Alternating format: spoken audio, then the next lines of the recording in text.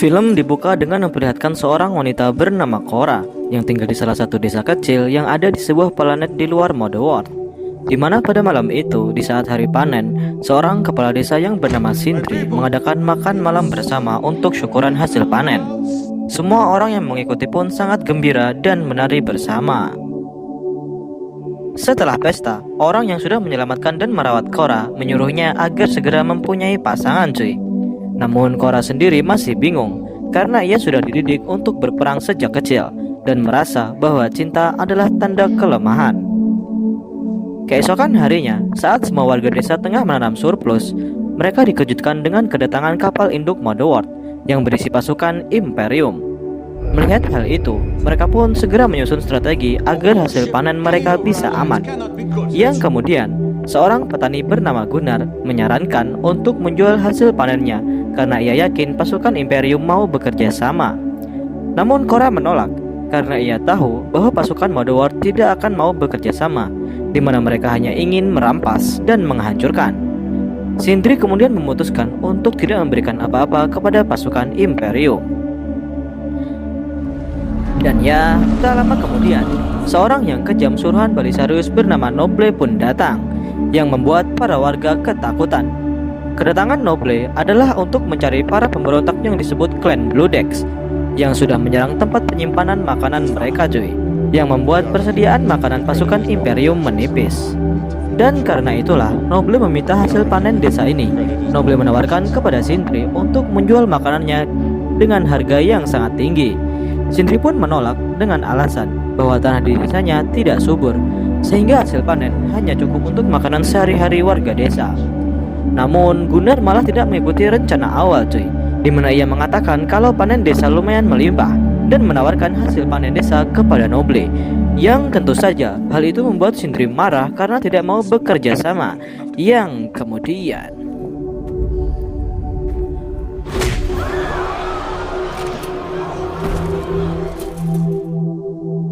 warga desa kemudian diberi waktu 9 minggu untuk memberikan semua hasil panen kepada Noble, dan Noble sendiri akan kembali dalam waktu 10 minggu lagi. Noble mengutus beberapa anak buahnya untuk mengawasi desa, di mana pasukan Imperium juga dibantu oleh sebuah robot pembela raja bernama Jimmy. Saat Jimmy tengah membersihkan dirinya di sebuah sungai, ia didatangi oleh seorang gadis yang bernama Sam, di mana ia datang untuk memberi Jimmy sapu tangan. Mereka berdua kemudian berbincang, dan Jimmy sekilas melihat Sam sangat mirip dengan putri sang raja yang bernama Putri Isa, yang dipercaya akan membuat perdamaian. Namun sayangnya, Putri Isa telah tewas dibunuh oleh orang kepercayaannya sendiri. Malamnya, semua orang berkumpul dan berniat untuk memberikan hasil panennya kepada Noble, agar warga desa dianggap berharga oleh pasukan Imperium, sehingga mereka semua akan diberi pengampunan. Cora yang mendengar hal itu pun memutuskan untuk pergi dari desa, karena ia yakin pasukan Imperium tak punya ampun setelah melihat perlakuan Noble menghabisi Sindri. Tapi saat akan pergi, Cora melihat Sam yang diganggu oleh para pasukan Imperium. Salah seorang prajurit bernama Aris membela Sam, namun ia malah dihajar oleh rekan-rekannya sendiri. Yang kemudian Cora pun akhirnya datang dan berhasil menghabisi semua pasukan Imperium seorang diri.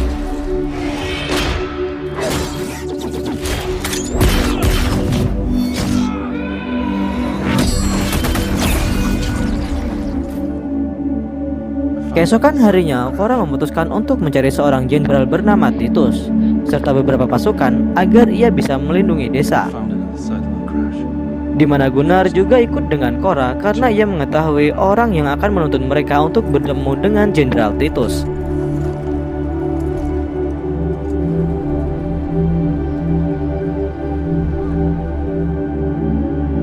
Saat tengah beristirahat, Cora bercerita bahwa pasukan Imperium hanya punya satu tujuan, yaitu menghancurkan, dan mereka sangat suka berperang. Kenapa ia tahu? Karena dulu Cora adalah mantan prajurit mode World cuy. Pada saat Cora berumur 9 tahun, tempat tinggal Cora diserang oleh pasukan Imperium yang dipimpin oleh Belisarius, yang menewaskan kedua orang tuanya. Semua warga yang ada di sana dihabisi tanpa sisa. Namun entah kenapa, Belisarius malah tertarik dengan Cora dan membawanya pergi bersamanya. Selama 5 tahun, Korra dididik secara keras hanya untuk berperang. Dan pada saat 18 tahun, Korra yang telah digembleng secara khusus pun menjadi seorang prajurit mode war. Keesokan harinya, mereka berdua sampai di kota pelabuhan. Tapi sayangnya, orang yang mereka cari sudah ditangkap oleh bounty hunter yang bekerja untuk Imperium. Kemudian mereka pun mencari cara lain untuk menemukan keberadaan Jenderal Titus. Mereka sempat diganggu oleh pria berkepala babi, namun Korra berhasil menghajarnya. Move on, he's not for sale. I said move. Now you listen close. Kemudian Korra mendapat informasi dari seseorang mengenai keberadaan Jenderal Titus yang sekarang berada di sebuah tempat bernama Pollux. Korra dibantu oleh seorang kriminal bernama Kai. Kai dengan senang hati akan membantu mereka berdua menuju Pollux serta mencari pasukan melawan Mordor, asalkan dibayar dengan pantas. Korra pun akhirnya setuju dan mereka segera berangkat menggunakan pesawat milik Kai.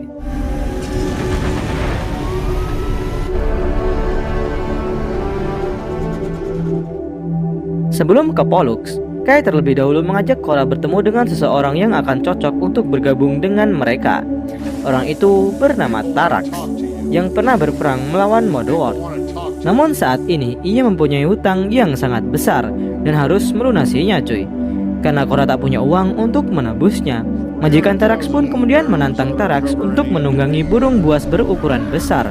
Dengan kesepakatan, jika bisa, maka utang Tarax akan lunas. Namun jika gagal, maka Korra dan kawan-kawan akan bekerja dengannya. Yang kemudian, Tarax pun menyanggupi tantangan tersebut.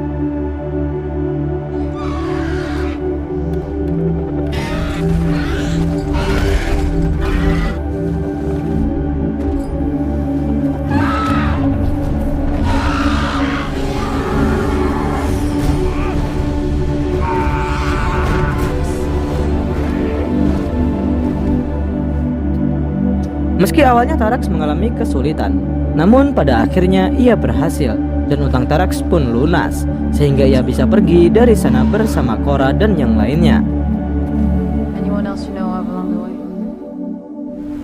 Singkat cerita, mereka berempat sampai di kota tambang. Di sana mereka merekrut seorang pendekar pedang legendaris bernama Nemesis, di mana Nemesis cukup terkenal di sana karena kemampuan pedangnya yang sangat hebat. Yang tiba-tiba, seseorang meminta bantuannya untuk menyelamatkan anaknya yang diculik oleh monster laba-laba. Yang kemudian I'm clearly distressed. That's true.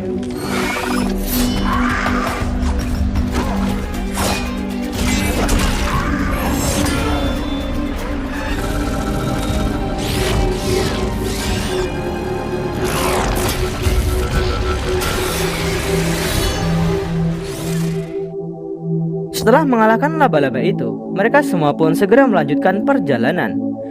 Di tengah perjalanan, Korra kembali menceritakan masa lalunya kepada Gunnar, di mana kemampuan luar biasa Korra di medan perang membuatnya diangkat menjadi pengawal pribadi Putri Isa. Putri Isa ini memiliki kemampuan untuk membangkitkan makhluk hidup cuy. In the old stories of the Queen, it was said that special. Singkat cerita, Korra dan kawan-kawan pun sampai di Pollux. Namun di sana, Jenderal Titus malah menjadi seorang gelandangan karena ia masih trauma dan merasa bersalah atas kematian semua pasukannya. Yang kemudian, Korra pun menyewa seseorang untuk memandikannya dan mencoba meyakinkan Jenderal Titus bahwa ia masih bisa menebus kesalahannya dengan terus melawan Mordor. Yang akhirnya ia pun menerima permintaan dari Korra. Di sisi lain, informan yang sebelumnya dicari oleh Gunnar namun ditangkap oleh pasukan Imperium sudah sampai di markas Noble. Ia dipaksa untuk memberitahu lokasi pemberontak Blue Decks dengan dijanjikan kebebasan. Namun saat ia sudah memberikan info mengenai lokasi Blue Decks, Noble malah menghabisi si informan dan segera menuju lokasi Blue Decks. Namun beruntungnya, Korra dan kawan-kawan sudah sampai di lokasi Blue Decks terlebih dahulu. Di sana Korra ingin bergabung dengan kelompok revolusi Blue Decks karena dengan begitu para warga desa akan aman dan Blue Decks bersama pasukannya akan dibayar dengan hasil panen yang melimpah. Namun Blue Decks menolak karena pasukan Mordor sangat mustahil untuk mereka kalahkan. Namun tiba-tiba saudara Blue Dex yaitu Darian setuju untuk membantu Korra. Karena lokasi mereka bisa saja ketahuan saat warga desa Korra diserang dan diinterogasi. Darian kemudian mengajak semua anak buahnya yang berminat untuk bergabung. Mereka semua kemudian segera pergi menuju tempat bernama Gondeval. Karena Kay mengatakan jika ada orang yang dapat membantu mereka di sana. Tapi tak lama setelah mereka pergi, Noble ternyata sudah sampai di sana, di mana seorang raja bernama Levitika yang selama ini melindungi Blue Dex dipaksa untuk memberitahu lokasi Blue Dex. Tidak hanya itu, Noble juga menghabisi Raja Levitika dan menghancurkan planetnya. We received a message from one of her hotshots.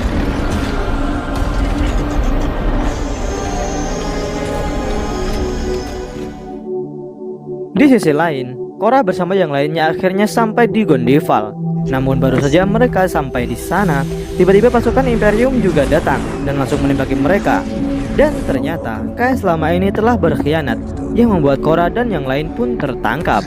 Dan alasan Kay berkhianat adalah karena ia tahu jika hadiah menangkap mereka semua sangat besar, terutama Korra yang merupakan mantan pasukan Imperium yang memberontak. Yang tak lama kemudian, Noble pun datang yang mengenali mereka semua sebagai pemberontak. Karena sudah menghabisi beberapa tokoh penting Imperium, Gunnar lalu dipaksa untuk menghabisi Korra. Namun beruntungnya, Gunnar berhasil mengelabui Kay dan segera menghabisinya, yang membuat Korra beserta yang lainnya pun bebas.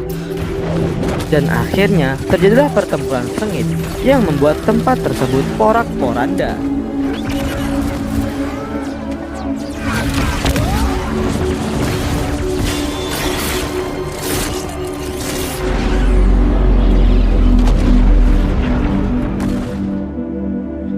Singkat cerita, Korra akhirnya berhasil mengejar Noble dan mereka berdua pun bertarung, di mana Korra yang merupakan mantan prajurit terbaik berhasil mengalahkan Noble yang dikenal sangat kejam.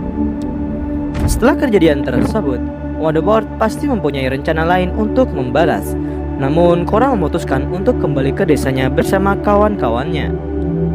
Sementara itu, tubuh Noble yang sudah tewas diambil oleh pasukan Imperium. Noble dipasangi beberapa selang transmisi agar mereka bisa memberikan informasi terbaru kepada Belisarius.